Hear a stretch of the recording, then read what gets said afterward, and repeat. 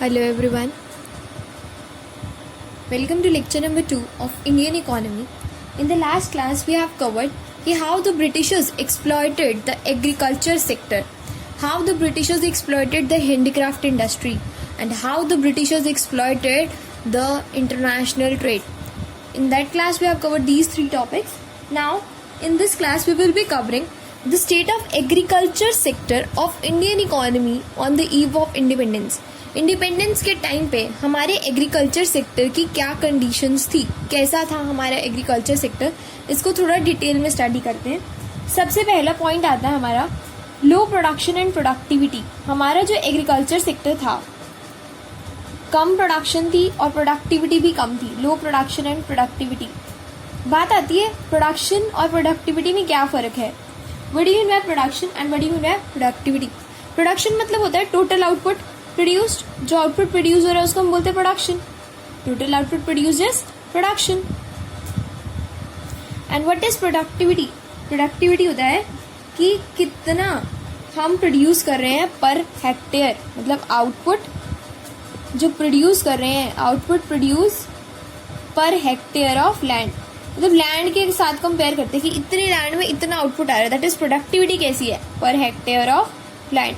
Simple production की बात करूँ तो टोटल आउटपुट कितना है, और प्रोडक्टिविटी की बात करूँ तो output per hectare of land कितना है. मतलब आउटपुट कितना प्रोड्यूस हो रहा है एक एरिया वाइज, कि इतने एरिया में इतना आउटपुट आ रहा है. तो हम बात करते हैं प्रोडक्टिविटी कैसी है. ठीक है, अगर हम बात करें प्रोडक्शन मीन्स टोटल आउटपुट. अब बात आती है उस टाइम पे प्रोडक्शन भी कम थी और प्रोडक्टिविटी भी कम थी, और इसकी वजह से एग्रीकल्चर सेक्टर जो था हमारा बैकवर्ड भी आएगा. प्रोडक्शन एंड प्रोडक्टिविटी कम थी और हमने कंपेयर किया. इसमें एक डाटा भी गिवन है, आपको याद भी करना है टेबल. दैट इज 1947 और 2018-19 का डाटा जो प्रोवाइडेड है. ठीक है, आपको नोट्स में मिल जाएगा. ये डाटा आपको याद भी करना है कि उस टाइम पे जो व्हीट और राइस की प्रोडक्शन और प्रोडक्टिविटी है वो कितनी थी. व्हीट एंड राइस की प्रोडक्शन एंड प्रोडक्टिविटी कितनी थी. इससे आपको आइडिया हो जाएगा कि जो ये डाटा है कि हमारी जो एग्रीकल्चर सेक्टर है उसकी सिचुएशन क्या थी, बैकवर्ड थी. जैसे 1947 का डाटा मैं एग्जांपल ले रही हूँ. प्रोडक्शन 1947 में जो प्रोडक्शन थी that is around 64 of wheat. ठीक है, इन टन्स की बात कर रही हूँ मैं, टन्स में, इन टन्स प्रोडक्शन थी जो थी वो 64, और जो हमारी 18-19 में थी that is around 991. That is around 991. मतलब 1947 में हमारी प्रोडक्शन और प्रोडक्टिविटी कितनी कम थी. देखो प्रोडक्शन अब 991 है और तब कितनी थी, सिर्फ 64 व्हीट की. ऐसी हमने एक और क्रॉप ली दैट इज राइस. राइस की भी प्रोडक्शन दैट इज 220 थी 1947 में, और approximately it is around 1211 around. ठीक है, ये हमारी जो प्रोडक्शन थी दैट इज इन 18 एंड 19. तो प्रोडक्शन एंड प्रोडक्टिविटी बहुत कम थी दैट टाइम. सेकेंड पॉइंट आता है high degree of uncertainty. High degree of uncertainty. इसका क्या मतलब है? अनसर्टेनिटी मतलब प्रिडिक्ट ना कर पाना. हमारा जो एग्रीकल्चर सेक्टर था ना वो बहुत ज्यादा जो था वो रेनफॉल पे डिपेंड करता था. किस पे डिपेंड करता था? रेनफॉल. अगर अच्छी रेनफॉल होती थी तो अच्छी प्रोडक्टिविटी, रेनफॉल अच्छी नहीं होती थी तो आउटपुट इतना ज्यादा प्रोड्यूस नहीं हो पाता था. तो मतलब हाई डिग्री ऑफ अनसर्टेनिटी रहती थी एग्रीकल्चर सेक्टर में. तो कभी तो प्रोडक्टिविटी अच्छी है और कभी अच्छी नहीं थी, बिकॉज हमारा एग्रीकल्चर सेक्टर रेनफॉल पे डिपेंडेंट था और अच्छे permanent means of irrigation system तब नहीं थे. थर्ड आता है जमींदारी सिस्टम. हमने ये भी पढ़ा था जमींदारी सिस्टम लास्ट क्लास में हमने कवर किया था. Let me brief again. Zamindari system क्या होता है? जब जमींदार ऑनर्स थे और फार्मर्स टिलर्स थे, और जमींदार बहुत ज्यादा काम लेते थे फार्मर्स से, बहुत ज्यादा एक्सट्रैक्ट करते थे as much as they can from the farmers. तो इसकी वजह से फार्मर्स जो थे वो कैसी लाइफ जी रहे थे, जस्ट उनको इतने ही पैसे मिलते थे कि वो अपना जीवन यापन कर सके, दैट इज फॉर सर्वाइवल. और जमींदार क्या थे, वो लग्जरियस लाइफ जी रहे थे और कोई एग्रीकल्चर की डेवलपमेंट नहीं कर रहे थे. क्लियर? कोई डेवलपमेंट नहीं हो रही थी. No development of agriculture. Agriculture की डेवलपमेंट पे तो वो कुछ खर्च ही नहीं कर रहे थे. क्लियर? फोर्थ पॉइंट जो हमारे पास आता है that is small and fragmented holdings. Small and fragmented holdings. इसका क्या मतलब है? पहले जो लोगों के पास जो लैंड थी ना वो ना टुकड़े थे, एक टुकड़ा इस जगह है, कोई कहाँ है, कोई कहाँ है। उसकी वजह से उस पे काम करने में कॉस्ट ज़्यादा आती थी, हाई कॉस्ट आ जाती थी, और आउटपुट क्या आता था, लो। आउटपुट कम और कॉस्ट ज़्यादा, ठीक है। तो उसकी वजह से small and fragmented, small means छोटे छोटे, फ्रेगमेंटेड मीन्स बटे हुए टुकड़े, जो उनकी ज़मीन के टुकड़े थे वो अलग अलग जगह पे छोटे छोटे टुकड़े थे, उसकी वजह से कॉस्ट ज़्यादा आती थी और आउटपुट कम आता था। क्लियर। नेक्स्ट आता है फिफ्थ पॉइंट। फिफ्थ पॉइंट में हमारा बता रखा है कि dominance of subsistence farming, dominance of subsistence farming, ये क्या है, डोमिनेंस ऑफ सबसिस्टेंस फार्मिंग।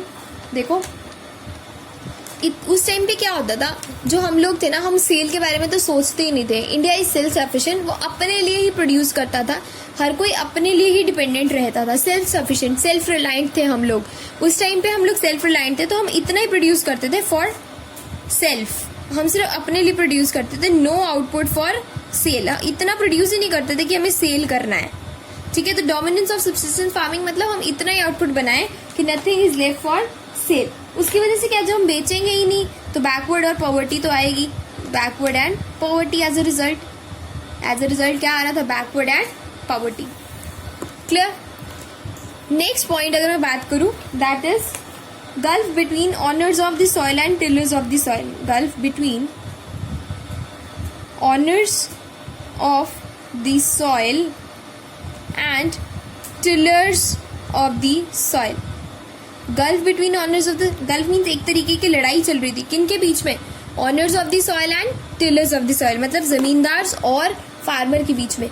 कैसी लड़ाई चल रही थी, बच्चे उस टाइम जब जमींदारी सिस्टम था वो बहुत ज्यादा काम लेते थे, तो जो जमींदार थे वो चाहते थे कि मैं ज्यादा से ज्यादा आउटपुट हमें फार्मर्स प्रोड्यूस करके दें, और मतलब कम पैसे दें, हम सर्वाइवल के लिए बस उनको इतना ही दें, थोड़ा बहुत ही दें, और मैक्सिमाइज कि उनका आउटपुट क्या है, ज्यादा। बट फार्मर्स को ज्यादा आउटपुट प्रोड्यूस करना पड़ रहा था ओनली फॉर, मतलब उनको बहुत कम मिल रहा था, ठीक है। दे वर पेड वेरी लेस, बहुत ज्यादा आउटपुट उनको प्रोड्यूस करके देना पड़ रहा था, और उनको सिर्फ इतना ही दिया जा रहा था, इनफ फॉर सब्सिस्टेंस, सिर्फ जीने जोगा, ठीक है। तो इस चीज की उनकी लड़ाई चल रही थी। जो जमींदार थे वो चाहते थे कि कम पैसों में ज्यादा काम लिया जाए, और फार्मर्स को बदले में कुछ नहीं मिल रहा था, इस चीज की लड़ाई चल रही थी, वो काम करने के लिए राजी नहीं थे, खुश नहीं थे, ठीक है। तो ये हमारे पॉइंट थे कि agriculture sector as a result, ये सारे पॉइंट्स हमें क्या दिखाते हैं कि एग्रीकल्चर सेक्टर की जो पोजीशन थी वो कैसी थी, बैकवर्ड, कैसी थी, बैकवर्ड, एंड और कैसी थी, स्टेगनेंट। स्टेगनेंट मीन्स कोई स्कोप नहीं था ग्रोथ का, बैकवर्ड एंड स्टेगनेंट। क्लियर। अगर मैं इसको एक बार ब्रीफ में रिवाइज करवाती हूँ, एग्रीकल्चर सेक्टर क्या था, हमारी लो प्रोडक्शन थी, प्रोडक्टिविटी कम थी, अनसर्टेनिटी बहुत ज़्यादा थी, मतलब हमारे एग्रीकल्चर सेक्टर रेनफॉल पे डिपेंडेंट था, अगर ज़्यादा अच्छी रेनफॉल तो high productivity, less rainfall less productivity, zamindari system prevail कर रहा था। हमारा स्मॉल एंड फ्रेगमेंटेड होल्डिंग से जगह जगह पे बटी हुई थी हमारी लैंड, उसकी वजह से कॉस्ट बहुत ज़्यादा आ रही थी। फिर सब्सिस्टेंस फार्मिंग, हम कोई आउटपुट एक्स्ट्रा प्रोड्यूस ही नहीं करते थे कि हम सेल करें, उसकी वजह से भी पॉवर्टी आ रही थी, और लड़ाई चल रही थी एक तरीके से, किसमें, owners of the soil and tillers of the soil. Clear. इसके बाद नेक्स्ट टॉपिक जो हम कवर करेंगे, that is the next topic we will be covering कि कैसे हमारी हैंडीक्राफ्ट इंडस्ट्री डिस्ट्रॉय हुई, कैसे हमारी, मतलब इंडस्ट्रियल सेक्टर की क्या कंडीशन थी। अभी हमने एग्रीकल्चर सेक्टर पढ़ा, अब आता है industrial sector on the eve of independence. Industrial sector on the eve of independence. Independence के टाइम पे हमारे इंडस्ट्रियल सेक्टर की क्या पोजीशन थी, हमारा इंडस्ट्रियल सेक्टर कैसा था, ठीक है। तो फर्स्ट आता है हमारा, देखो इंडिया जो था ना वर्ल्ड वाइड फेमस था, किसके लिए, हैंडीक्राफ्ट। मैंने आपको कल भी बताया था कि हमारी इंडियन हैंडीक्राफ्ट बहुत फेमस थी, इंडियन हैंडीक्राफ्ट बहुत फेमस थी, दे वर गेनिंग वर्ल्ड वाइड रेपुटेशन, बहुत ज़्यादा इंजॉय कर रहे थे हैंडीक्राफ्ट इंडस्ट्री की रेपुटेशन को।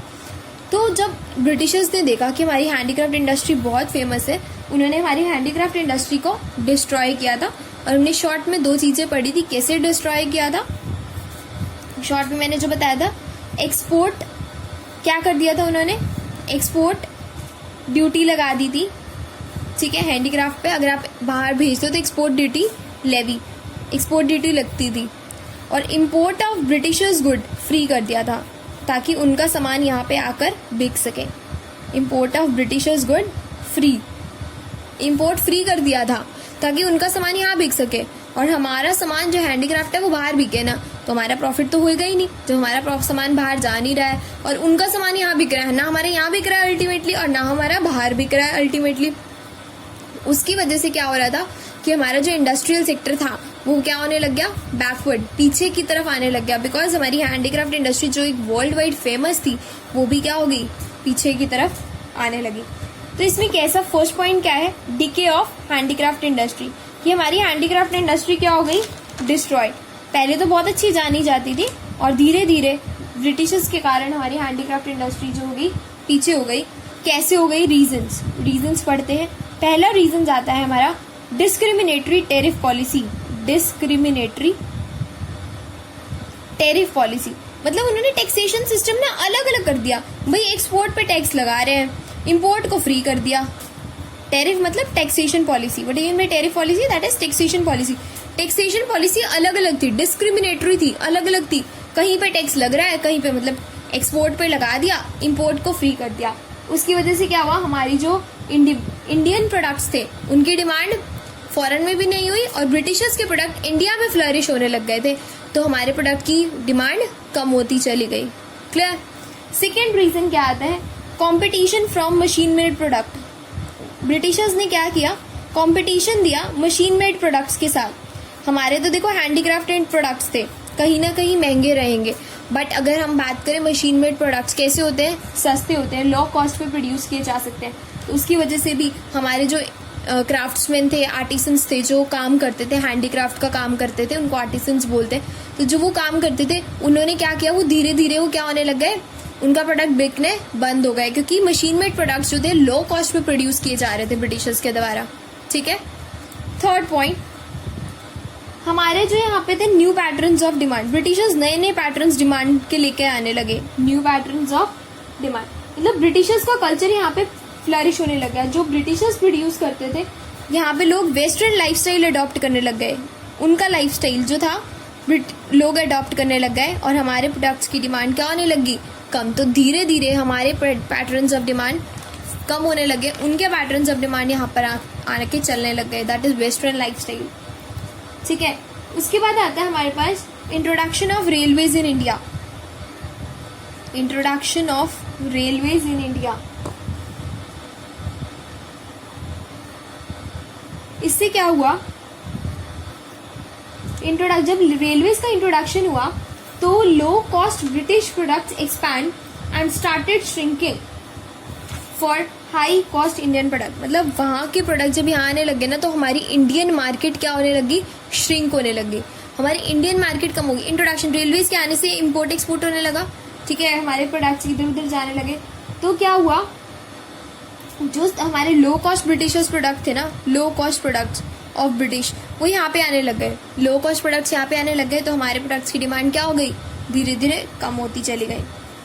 और लास्ट पॉइंट आता है disappearance of princely court. Disappearance of princely courts, इसका मतलब क्या है, देखो उस टाइम पे बच्चे जो राजाज नवाब्स होते थे ना, डिसअपियरेंस ऑफ प्रिंसली कोर्ट्स, जो उस टाइम पे राजाज नवाब्स होते थे, एम्परर्स और प्रिंसेसेस, ये हमारी इंडियन मार्केट को रूल करते थे। ठीक है। तो हमारी इंडियन इंडस्ट्री जो थी वैसे तो इंटरनेशनल रेपुटेशन बहुत अच्छी थी, बट जो ये राज शासन कर रहे थे, ब्रिटिश रूल चल रहा था, उसकी वजह से क्या हुआ, धीरे धीरे हमारी हैंडीक्राफ्ट इंडस्ट्री क्या होने लगी, पीछे होने लग गई। क्लियर। तो ये 6 पॉइंट्स थे जो हमें बताते हैं कि हमारी हैंडीक्राफ्ट इंडस्ट्री कैसे कैसे खराब हुई। पहला, टेरिफ पॉलिसी, टैक्स अलग अलग था, इंपोर्ट एक्सपोर्ट स्ट्रक्चर अलग था। मशीन मेड प्रोडक्ट्स जो थे लो कॉस्ट पे आ रहे थे, उनके बिकने लग गए, हमारे बंद हो गए। उनका वेस्टर्न लाइफस्टाइल है हमारे यहाँ पे अडॉप्ट होने लग गया तो हमारे प्रोडक्ट्स कम बिकने लग गए। और रेलवेज के आने से लो कॉस्ट प्रोडक्ट्स यहाँ पे आने लगे और हमारे प्रोडक्ट्स फिर से कम हो गए। और disappearance of princely courts. Princely courts क्या आता है, जब हमारा रूल था, मतलब जब प्रिंसली कोर्ट्स का रूल खत्म हुआ, जब राजाज नवाब का रूल खत्म हुआ तो ब्रिटिशर्स का जो रूल था वो आया। और ब्रिटिशर्स के आने से जब प्रिंसली कोर्ट्स का रूल खत्म हुआ, डिसअपेरेंस ऑफ प्रिंसली कोर्ट्स, मतलब राजाज नवाब्स का रूल जो खत्म हुआ तो ब्रिटिशर्स का रूल चलने लगा। और ब्रिटिशर्स के आते ही हमारी हैंडीक्राफ्ट इंडस्ट्री धीरे धीरे क्या होने लगी, डिस्ट्रॉय होने लग गई थी। क्लियर है guys? Okay, do make proper notes and do learn the concept day by day. Thank you so much.